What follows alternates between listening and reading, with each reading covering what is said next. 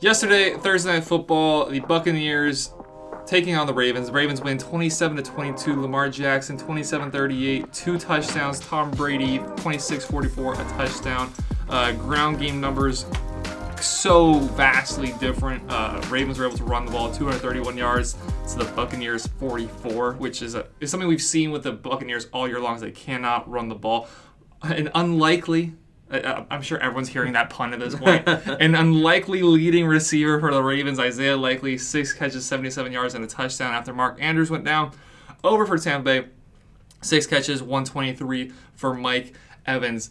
The Ravens did a great job. I love the Ravens. I'm a Ravens fan, but I don't really want to talk too much about the Ravens. They were who they were. You know, they don't necessarily blow teams out. However, they have a recipe to win, and that's how they won. They had almost just as much rushing yards as they had receiving yards. But for Tampa Bay, there's now obviously so many things to talk about with Tampa Bay, most of which is going to be Tom Brady, but I actually kind of want to focus first on Todd Bowles. Like you alluded to just a second ago, the Todd Bowles hire is such a failure. I didn't really understand it at the time. I understood that Tom Brady and Bruce Arians were butting heads, and that somebody had to go, and Tom Brady's not going, obviously. So they let Bruce Arians step up into a front office role and brought in Todd Bowles. I'm sure this is something they knew about ahead of time, so they had time to plan out going and getting a different head coach, and there were plenty of them on the market. You had Doug Peterson, you had Mike McDaniel, you had Brian Dable, you had all these other options on the market, and you go with a head coach that has failed as a head coach. You have a defensive coordinator that's failed as a head coach with the Jets. He's a defensive-minded head coach. That doesn't really work in today's NFL. This is Tom Brady's presumed last year. Tom Brady, God knows where his head is at. Tom Brady honestly might be done now. What we've seen from him so far this year. I think the Buccaneers have absolutely screwed this season and screwed Tom Brady's last year as a pro. Yeah, 100%. And it's just like, I think what they really wanted was they wanted to keep the majority of the coaching staff together. So they wanted to kind of promote from within. So Bruce Arians still has the power there. And it's just, it doesn't make sense to me. Doesn't. Like, if anybody, maybe Byron Leftwich, like, he has a good relationship with Brady. He's the one that, like, has been wanted for interviews by other teams for a head coach. Todd Bowles was not. No. Now, Todd Bowles, good defensive coordinator, probably a top 5 defensive coordinator in the league. But he's just not a good head coach. No. And that's okay. Like, you don't need to be a good head coach to be a good coach in this league. You can be a well-off defensive coordinator like Wade Phillips for so long. That's who he is. That's who he should be. He should not be a head coach. He should. And, I mean, we've seen so many times that coordinators, they peak as a coordinator and they don't go on to be a good head coach. Nathaniel Hackett on the other side of the ball, what he's doing with the Broncos right now. I made a video, put it on, I think it was on Tuesday, about the Buccaneers, and I'm just going to reiterate a bunch of stuff I said there. The Buccaneers are a soft, bad franchise. They've been the league's worst franchise over the history of their existence, over the league's existence. They have the worst winning percentage in league history. Outside of Tom Brady, they have the 1 Super Bowl, and they're really just afraid to screw it up. They're afraid to fumble the bag on Brady's last year. They're not taking risks necessarily like the 49ers are, and also not making smart risks like the 49ers are. All they did was bring back everybody and said, hey, it didn't work last year.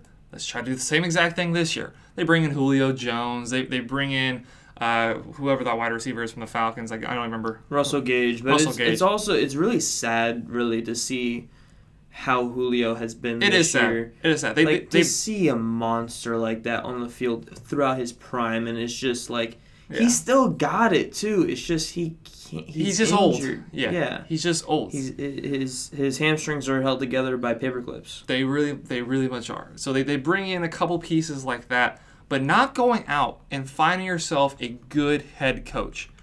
I think they're just so, like, I compared the Buccaneers and the Packers. Both organizations are walking on eggshells and are afraid to screw things up.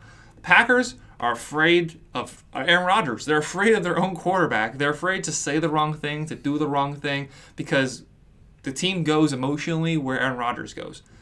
Buccaneers have never had a quarterback like Tom Brady. This is the end of Tom Brady's career, most likely, after this season. They knew they had a couple seasons with him, and then they'll make it work from there. And to be fair, they've committed to that. They've gone all in. They've backloaded contracts, and they know they'll be screwed for the next few years after Brady's departure, and they won't be able to rebuild the team. They have some really expensive, giving some really expensive contracts to players who might not necessarily deserve it. So they know what this means. They know they have to win now. And if you're gonna do that, why don't you just completely go all in and say, let's go get a premier coach, or like you just said, Brian Leftwich, somebody who is a young emerging coordinator who has done a great job with the Buccaneers up to this point, and he probably will get a head coaching job at some point. But instead, you give it to somebody like Todd Bowles, who he has the experience, doesn't have any good experience. He failed with the Jets, so they didn't want to take that risk. They didn't want to take that shot. They're like, you know what? Let's play it safe. Let's bring Todd Bowles. Let's elevate him up. I think that was just such a horrible move by the Buccaneers. But then we can transition to, is Tom Brady truly done? Like, we saw the stat line last night, 26 of 44, 325, a touchdown, a QBR of 27. The yardage doesn't completely equate what his game looked like. He underthrew some balls. He overthrew some balls. He doesn't have the same spunk. He's been really angry recently. So is this the end of Tom Brady, really? You know, it's hard for me to really put a stamp on it. Yeah. But it really is looking like it, because he does have the arm, but it looks like the commentators last night alluded to how they don't have the connection with his receivers like he used to.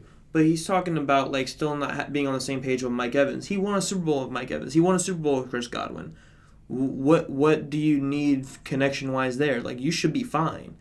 Like maybe Russell Gage, Julio Jones, I'd understand.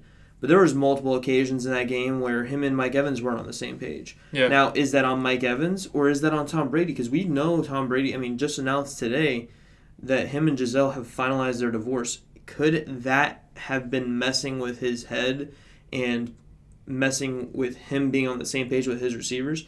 Maybe. I still think he comes back next year, just for the mere fact that he said that it'd be great to end his career on a Super Bowl win. So I think that's why he came back. It's like one more for the Super Bowl. And I think, now that, he really doesn't have a family holding him back, he may come back for another season. And they still have pretty much everybody on that team locked up for next year too. So I don't think he does return. I think he calls it quits at the end of this year. I don't think he should. I think he should have called it quits at the end of last season. Yeah. We were there at that last game. They had some things going for them. They were down throughout majority of the game. They came back. They could have won that game, but not just for the incredible connection between Matt Stafford and Cooper Kupp. If that doesn't exist, there's a good chance they win that football game. But now you run the head coach not out of town. You run him up into the front office, who Bruce Arians, a guy, is not a front office guy. He's going to show up to work with some flip-flops on. Don't know if y'all saw that. With some flip-flops on, a Tommy Bahama t-shirt, and some khakis. Like, he's not there he's not there for business. He's there because he enjoys coaching. He enjoys being around the game of football. He's not an X's and O's genius. He's not somebody who grinds away watching film. He is very much, I like being around football. I know what I'm talking about. And he got a Super Bowl. And he did very well before that with stints with the Cardinals and interim head coach of the Colts. He's a good head coach. But he's not a good general manager. He's not a good front office guy. Now, maybe that's just a figurehead position. They didn't want to let him go. But it's just another point that they just don't want to disrupt the piece. They want just everything to be pretty with nice little bows on top. And we saw that even at the game. Like, we kept talking about how ridiculous it was, the game last year, the divisional round, how much they're emphasizing the Buccaneer, how cringy the in-game festivities are, where it's just all about the Pirates, all about the pirate ship. Gronkowski, raise those flags. Like, you have the greatest quarterback of all time. You have a Super Bowl roster, and yet you are so incredibly cringy in-game. You don't know how to handle front office decisions. You don't know how to handle head coaching decisions.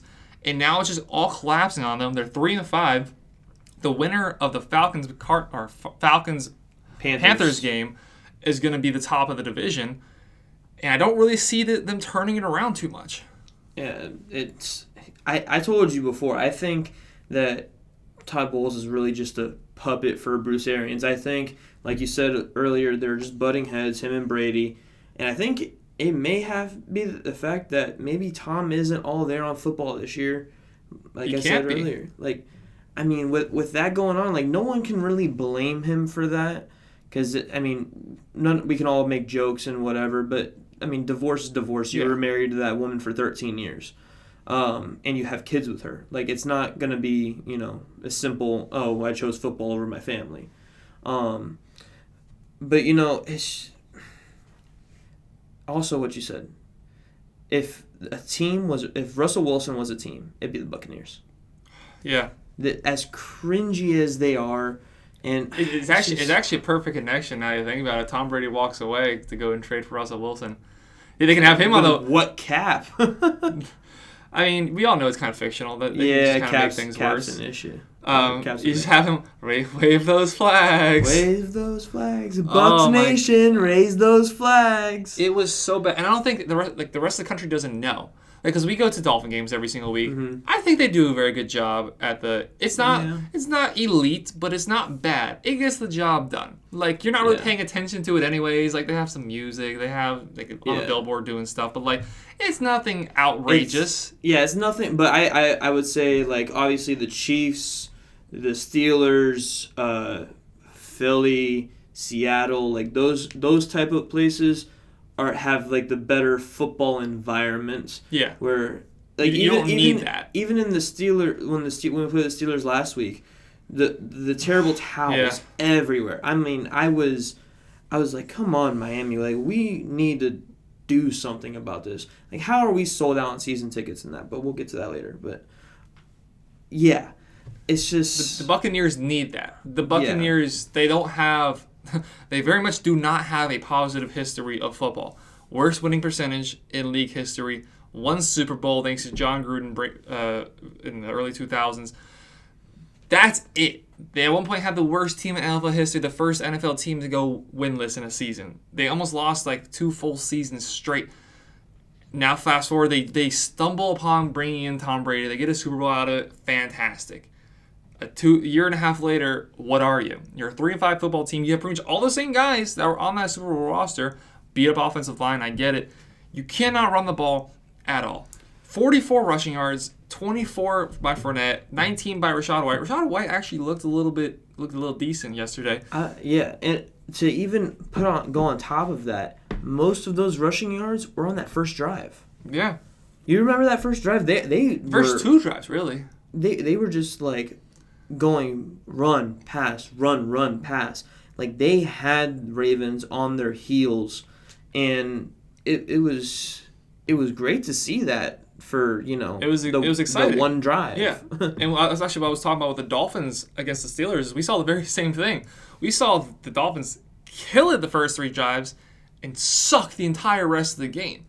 Buccaneers did great their first 2 drives. We're up 10-3 in the first quarter. Didn't score at all in the second. Didn't score at all in the third. And then they just start playing some things together in the fourth quarter just because you have to. But I don't see things turning around for them. They have a pretty difficult schedule. They had a first place schedule last year. They obviously get to play their own division. But you look forward next week. It doesn't get any easier. They have to play the Rams. In 2 weeks they play the Seahawks. I believe that's actually in London. Later on, there's the 49ers, there's the Bengals, there's the Cardinals. They have a very difficult schedule outside of their own division. So the Buccaneers, Tom Brady, they're in a really rough spot as things stand.